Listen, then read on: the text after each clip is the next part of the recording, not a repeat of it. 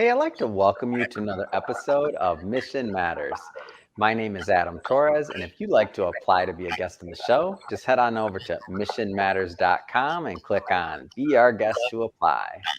All right, so today I have Beth Costa on the line, and she's Executive Director of Wine Road, Northern Sonoma County in California. Beth, welcome to the show. Thanks. I'm excited to be here. It's a great way to start my day. All right, Beth. So exciting topic. So sipping wine in Sonoma County. Who would not want to do that? And I understand that you are the advocate. You are the gateway. I'm going to say, like, you know all the things going on in Sonoma County, and I'm excited to kind of peel back some layers here, get into what people that want to visit can expect, also into maybe some people that are watching this don't know much about Sonoma County and all the amazing things going on over there. So we'll definitely do a deep dive. But before we do that, we'll start with our Mission Matters Minute.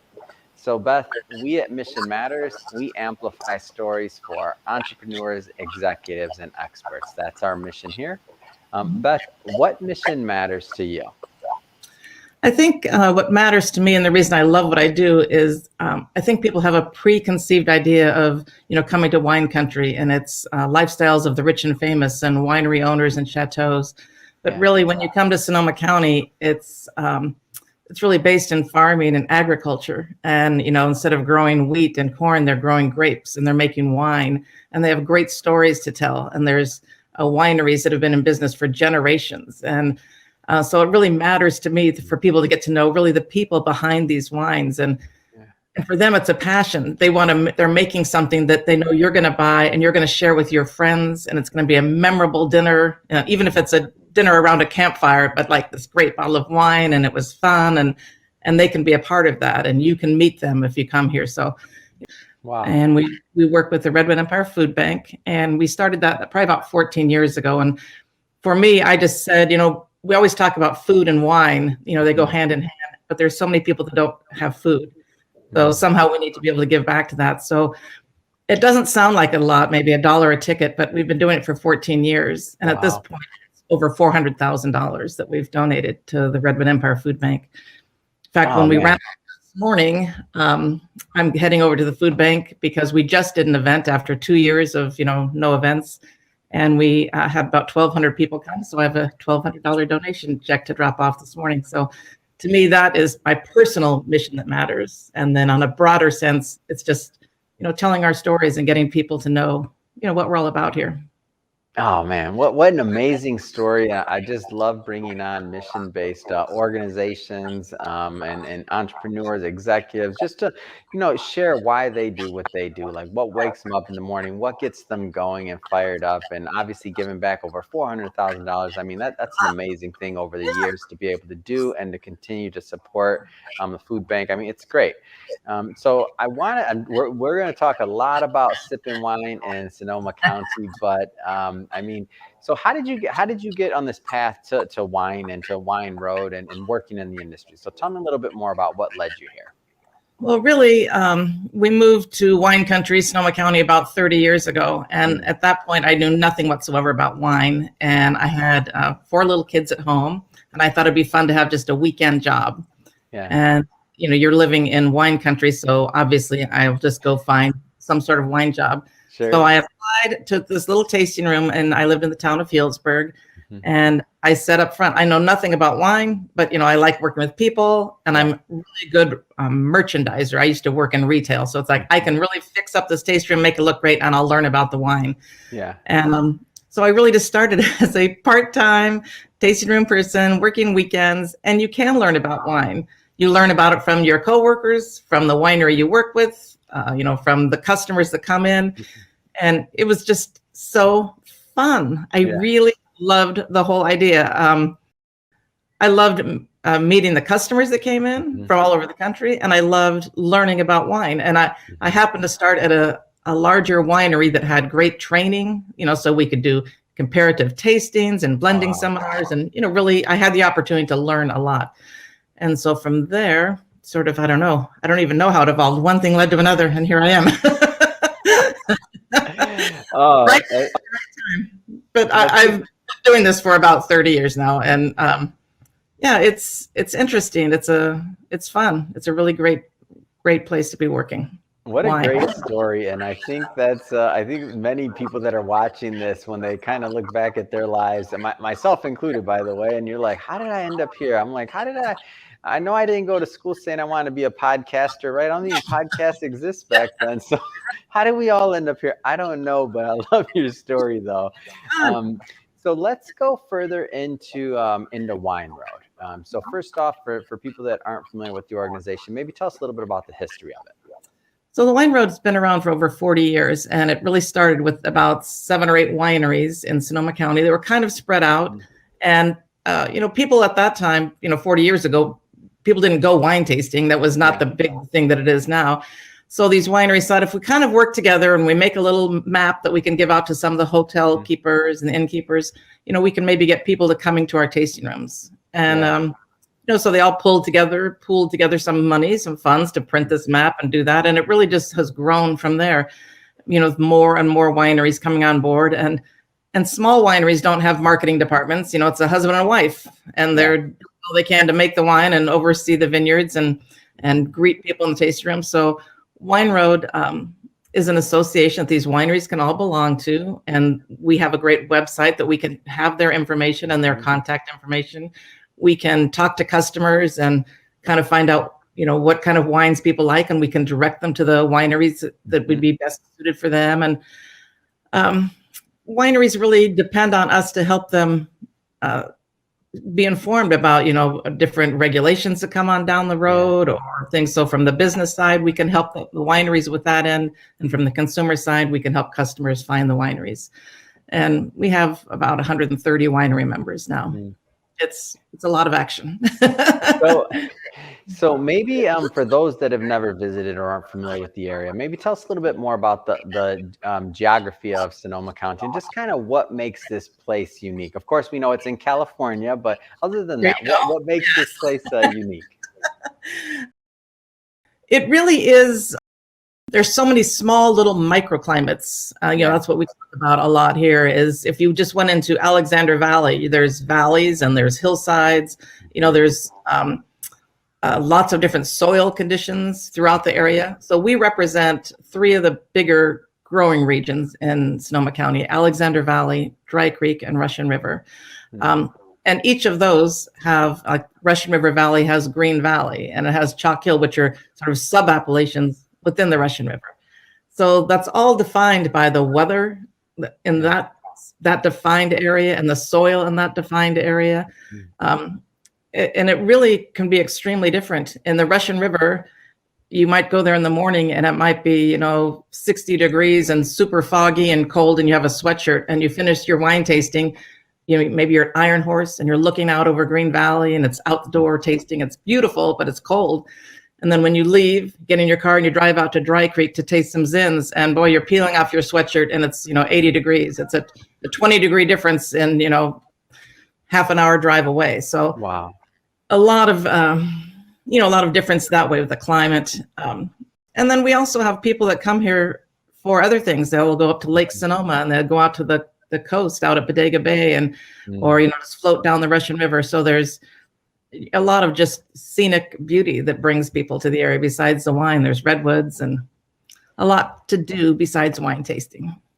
We also are getting, a lot of breweries and distilleries, and there's a cheese trail, and there's, a lot of things you can eat and drink and taste along the way. So you mentioned earlier that in terms of the types of wineries that you represent, everything from large all the way down to, maybe the husband and wife duo. Tell us a little bit more about the complexion of the different wineries that are there, and just what makes it special. I think, if I were to, create an itinerary for someone, I try to get people to see really the whole variety of things. You could go to Kendall Jackson, which, is a beautiful winery, and you might be able to find Kendall Jackson on the store shelves where you live. But they also have a demonstration vineyard, which is a really unique opportunity to walk through. Each row is a different type of grape, and different trellising systems, and you don't get to see that everywhere. So that's Yeah. there for you to walk through. There's also a culinary garden on the property that you can do a tour, or you can walk through there on your own. So they really offer a lot of educational opportunities, and then they do, beautiful food and wine pairings that you can do. And then you can also leave that beautiful setting and you could drive out to Dry Creek and you could go to Frick Winery, which is one man, Bill Frick, and he oversees the vineyards. He, does, works with his guys to bring in the fruit. He makes the wine, and on the weekends, the taste room is open and it's him. He is the one-man operation. And that's not an exaggeration. It really is just Frick. And, that's the passion. And if you go on his website, he talks about selling, whatever it was, I don't know, like a 1960 something old Chevy he sold to buy the first piece of land to start the winery. And, it was a passion, and he's still doing it. So for me, when I have visitors here for the first time, I like people to see everything. You want to see the bigger, grander properties that have, those gardens and things. But then you also want to go to see, the people who make 500 cases of wine that you can only buy at the tasting room. And I think that's, what's fun to take home, take home some wine that you can only get when you come here. And that's a wine that's fun to share with your neighbors and, have some friends over and talk about the meeting the winemaker or meeting the owner and, really getting the story behind why they do what they do. And then you can share that story with your friends. So, and to me, that's a perfect wine tasting getaway. Yeah, and that's one of the most interesting things to me always whenever I've been on a wine tour, different tasting rooms, is really the stories. Like the stories, the owners, the stories of the wines, the winemakers, and just that vibe, that exchange of energy, that exchange. Of course, you're eating, you're doing, nibbling here and there, you're drinking wine. I mean, it's just a great experience overall. Tell us about like the vibe of Sonoma County in general. I think it's just, well, we kind of joke. I mean, it is very laid back. I mean, that is just the way it is. Yeah. There's luxury here for sure, but even luxury is very casual. There's a beautiful high-end Montage resort that just opened in Healdsburg.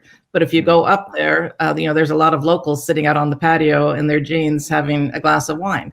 So it's, no matter where you do, it's very welcoming and very casual. And I don't think you ever would feel out of place. I have a lot of people who are coming wine tasting for the first time, and they ask all kinds of questions like, what will happen when I walk in the door? Like, what happens? Greet me? Do I have to call ahead of time? I don't know anything about wine. Am I going to feel foolish? I mean, if anything, it would be a score to come to some of these small wineries and not know anything about wine, because they want to tell you. They're excited about what they do. They could go on and on about, the soil where they're growing the grapes and, and just the whole process. So I think, to me, the vibe is just welcoming and casual. And like everyone feels like family.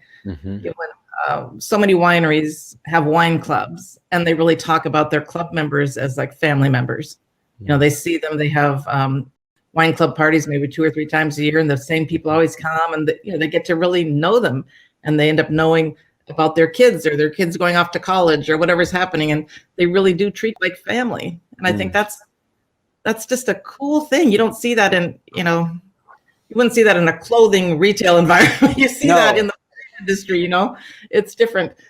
In fact, when I first started, my background had been in retail. I was a clothing buyer, and I thought it was so funny coming into the wine business because everyone was our competition. Everyone worked together. Whereas, in a more of a clothing environment, you want people to come to your store. That's what they're going to buy. But if you're going to come wine tasting, you're not going to go to one winery. You're going to go to multiple wineries. So if you come to my winery first, I hopefully give you a great experience, but then I'm going to suggest where you should go next. It's very collaborative. It's like, oh, you should go see, John's winery. You're going to love the Zin he makes. People are happy to tell you about their friends in the wine industry and where they make great wine. So it's a different feel. It's fun. and it sounds fun. And when I think about kind of like the resiliency of the area? I mean, you've been through, floods, fires. I mean, just the area geography wise. I mean, now the pandemic. I mean, I feel like the people are like just one of the special things that just make up that whole like Sonoma County. Yeah, it's the first fire we had, I think, was 2017, if Mm, I lost track, and that was just devastating. I think it was an urban fire that had never been seen anywhere really in California. It wasn't wow. a fire; it was in neighborhoods, thousands of homes, and Yeah. in a matter of hours. And I think the whole community was so stunned and shocked by it. Everyone definitely came out to support each other and help each other. And then it just didn't seem to stop for quite a while. After that, there was a flood. The Russian River flooded. And then the next year, there was another fire. And then there were fires in our neighboring counties where we had so much smoke, you really couldn't go outside for maybe a week. But everybody just kept going and everybody just kept supporting each other. And then you think, what else can happen? It's like, oh my God, a pandemic. Like that was, who thought that was going to happen? Yeah. And when we first closed that down, we all thought, we're on lockdown. It'll be for a month or it'll be for 2 months. We had no idea. But even then, we just picked back up and we figured out how we could do, keep selling wine, getting people to do car hop. We created car hop wine shops where people could order online and just pull up and you'd be out and put it in their trunk and they drive away. And we sold a lot of wine that way. And we made fun videos and everybody really supported each other through that. And we have gotten through it. And I think that we've gotten through it and everybody's almost learned a better way of doing business on our end in the wine industry. I feel like we've learned how to do a better job at everything. Yeah. And I think that they've appreciated their customers even more because you didn't have to keep buying wine, but they did. And they did it a lot of times saying, we just we love, maybe Carol Shelton wines, and we want to make sure that, we're going to keep supporting her. Yeah. And so there was definitely a lot of that. So yeah, I feel like, wow, there's nothing else that can happen. And then I think I shouldn't say that. No, don't say that one, Beth. Yeah, never say that. I'm like, oh, I should have learned that by now. But Oh, I don't know. what a story and what a community. I mean, ultimately, it just sounds like an amazing community, very welcoming. Like what can people expect? Like as a tourist, they've never been and they're thinking about it. They're looking at, the wine road and thinking about like they check out the website, they're thinking about like what they're gonna book, how their experience is gonna go. Like what can they expect? I think well, first of all, you could never have enough time. Yeah. We have a lot of people that have never been here and they're here for 2 days. And I'm thinking, oh no, 2 days. But we can make that work, come up with ideas. I think what I would do if I were on my own trying to figure it out, I would really just mix it up. I think it is important to see really small producers, a medium-sized producer, and then somebody who, some of these larger wineries, you think, well, I can get that at home. But even they have wines that are only sold at their tasting room that are not in distribution. And they often have, really nice education experiences. So I don't think you want to do, 3 cave tours, but maybe you want to do 1 cave tour and you want to do 1 food pairing. And then you want to do 1 that's sort of an urban setting where it's just going to be you and the winemaker in, the sort of garage where they're making their wine. So I think it's important to get the whole gamut, really mix up, what you're going to do and who you're going to see. We have great resources.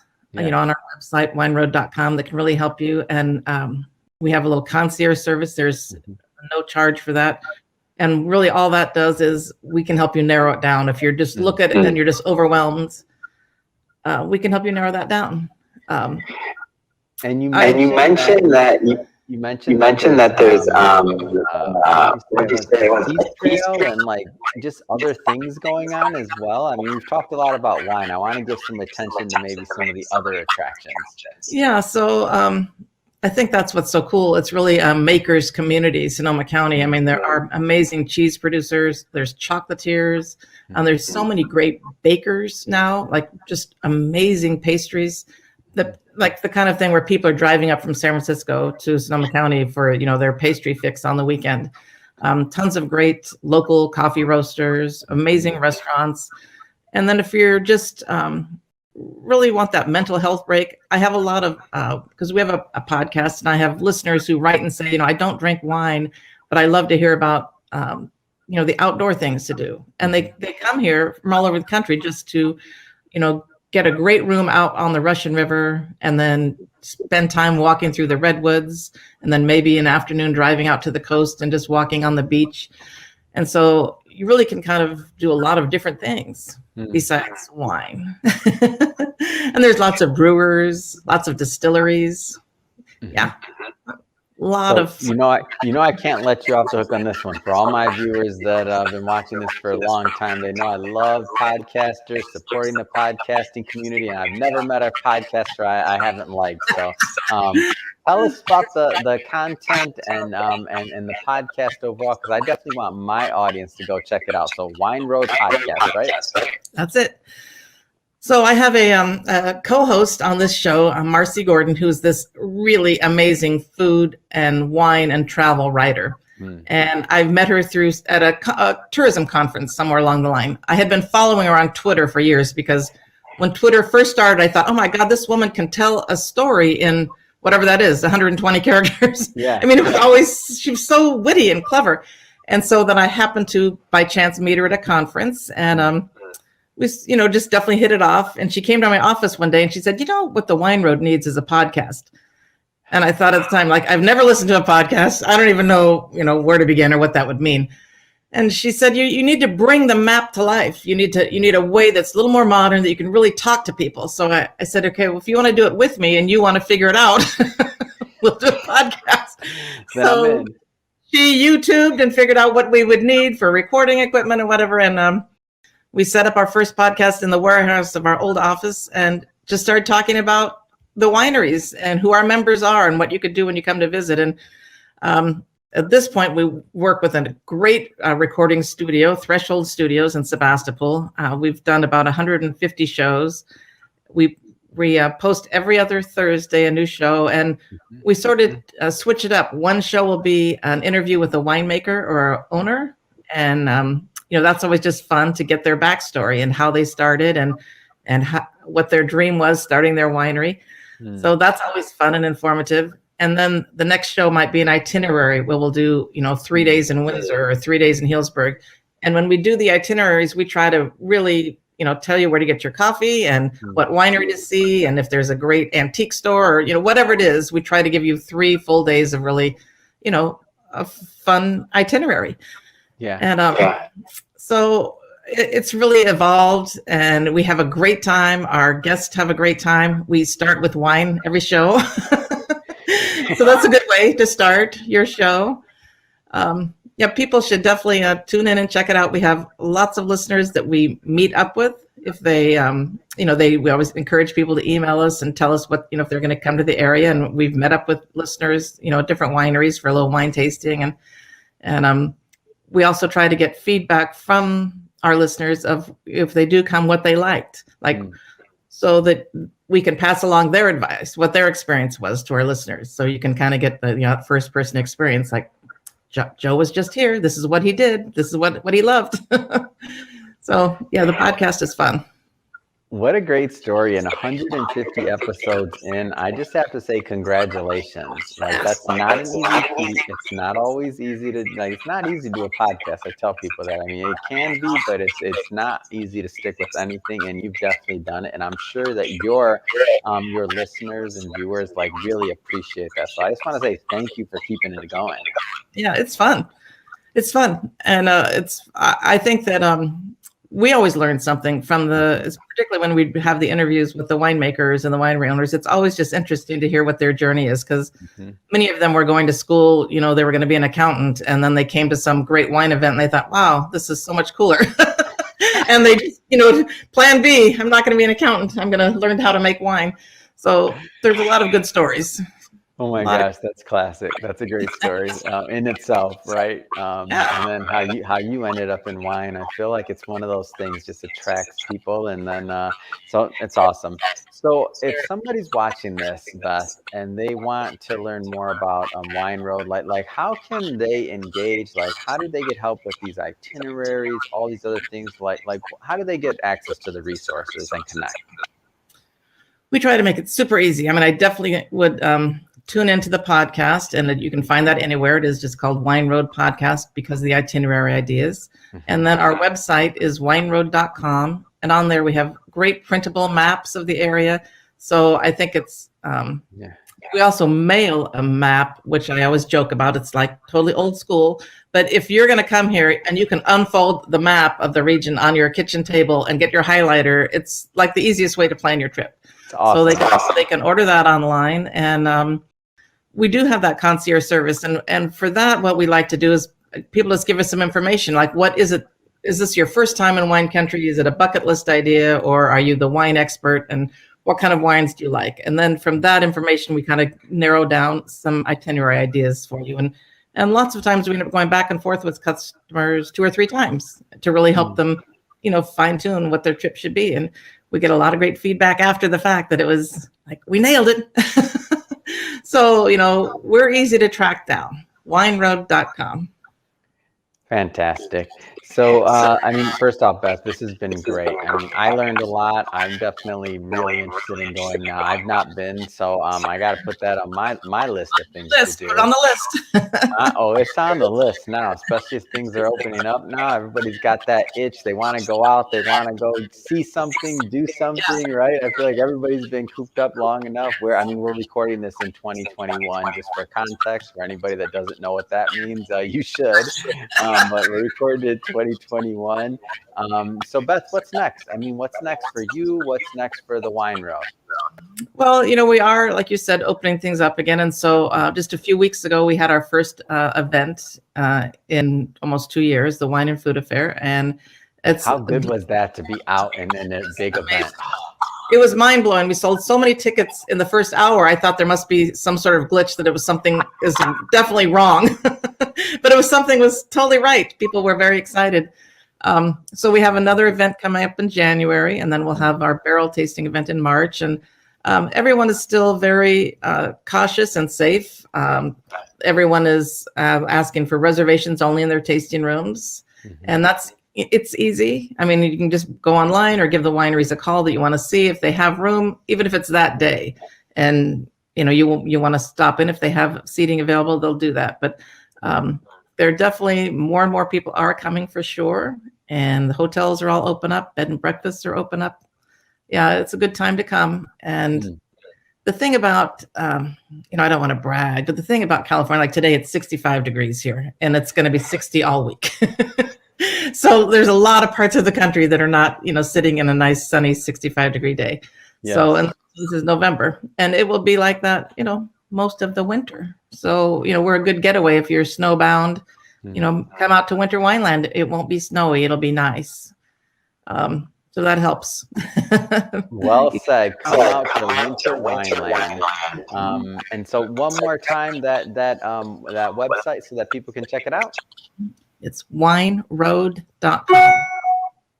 Perfect. And we'll put that in the show notes, of course, so that our viewers and our audience can just go click on it, check it out. Definitely go check out the Wine Road, not just the website, but make your trip out there. So, Beth, it's been great having you on the show today. It's really been fun getting to know more about your mission, why you do what you do, and really what's going on in Sonoma County around sipping wine, eating cheese. I mean, everything. You got me excited now over here. I'm like, I want to go somewhere too. So again, Beth, really appreciate you coming on the show today. And to the audience, as always, thank you for tuning in. Hope you got a lot of value out of this. Hope you learned a lot. If this is your first time with us at Mission Matters, our goal is to tell stories and to bring guests on that have stories to tell, that want to share their mission, and really for people to get insight into what helps people, what motivates them, and what educates them. So, Beth, really appreciate you coming on, and thanks again. Super fun. Bye-bye.